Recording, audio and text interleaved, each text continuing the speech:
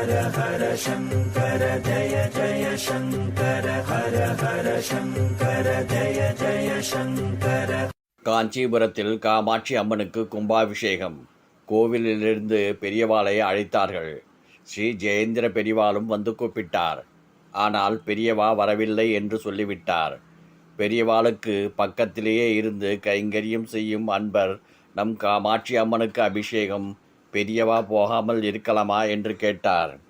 அதற்கு பெரியவா, இல்லை, ஸ்ரீ ஜெயேந்திர பெரியவா என் குழந்தை, மடத்தை நிர்வாகம் செய்கிறார், பூஜை செய்கிறார், அவர்தான் செல்ல வேண்டும், அதுதான் முறை என்று சொல்லிவிட்டார். கும்பாபிஷேகம் ஆன மறுநாள் கோவிலில் இருந்து தீர்த்தம், சால்வை, புடவை எல்லாம் வந்தன. பெரியவா விபூதி பிரசாதத்தை இட்டுக்கொண்டார். சால்வையை போர்த்தி கொண்டார். புடவையை மேலே போட்டுக்கொண்டார். அதன் பிறகு அணுக்கு தொண்டரிடம், என்ன கோவிலுக்கு போகலாமா? நேற்றைக்கு கும்பாபிஷேகம் ஆகிவிட்டது, நான் போகவில்லை, எனக்கு காமாட்சியை பார்க்க வேண்டும், போகலாமா என்று கேட்டார். ஒரு குழந்தை தாயை பார்க்க எப்படி ஆவலாக இருக்குமோ அப்படி ஒரு ஆவல். என்னை ஏன் கேட்கிறீர்கள்? நீங்கள் விரும்பினால் போகலாம் என்று அணுக்கு தொண்டர் கூறினார். நீதானே என்னை எங்கும் போகக்கூடாது என்று இங்கு கலவையில் உட்கார வைத்தாய் என்று சிரித்துக்கொண்டே கேட்டார். அதாவது 3 வருஷங்களுக்கு முன் அவர் காலில் இருக்கும் சக்கரங்கள் நடந்து அழிந்துவிடக்கூடாது, அதனால் அதிக தூரம் நடக்காதீர்கள் என்று அந்த தொண்டர் பெரியவாரிடம் கேட்டுக்கொண்டிருந்தார். அதை இப்பொழுது ஞாபகப்படுத்தி அந்த வார்த்தைகளை மீற முடியாமல் கேட்டார். அன்று மாலை 4 மணிக்கு கலவையில் நடக்க ஆரம்பித்து மறுநாள் மாலை 4 மணி அளவில் காஞ்சி போய் சேர்ந்தார்கள்.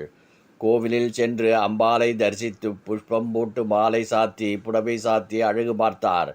பெண் எல்லோருக்கும் பிரசாதம் கொடுத்துவிட்டு சன்னதிக்கு வந்து அம்பாளை தரிசித்துவிட்டு அங்கேயே வாய் திறந்தவாறு படுத்துவிட்டார்.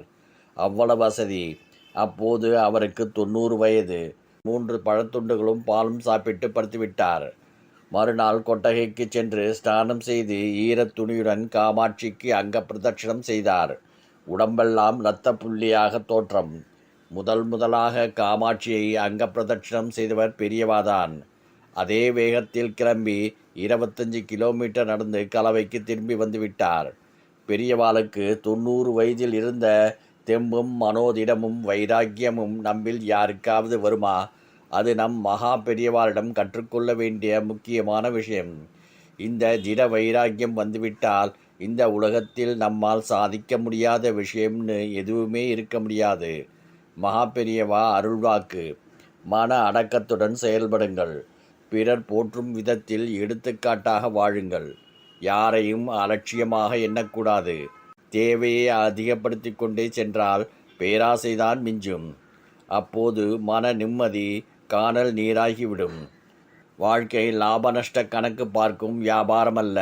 பிறர் கஷ்டத்தை நம்மால் போக்க முடிந்தால் அதுவே பிறவி பயன்.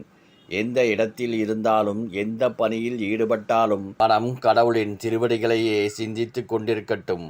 மகா பெரியவா திருவடிகளே சரணம். ஹர ஹர சங்கர ஜய ஜய சங்கர ஹர ஹர சங்கர ஜய ஜய சங்கர.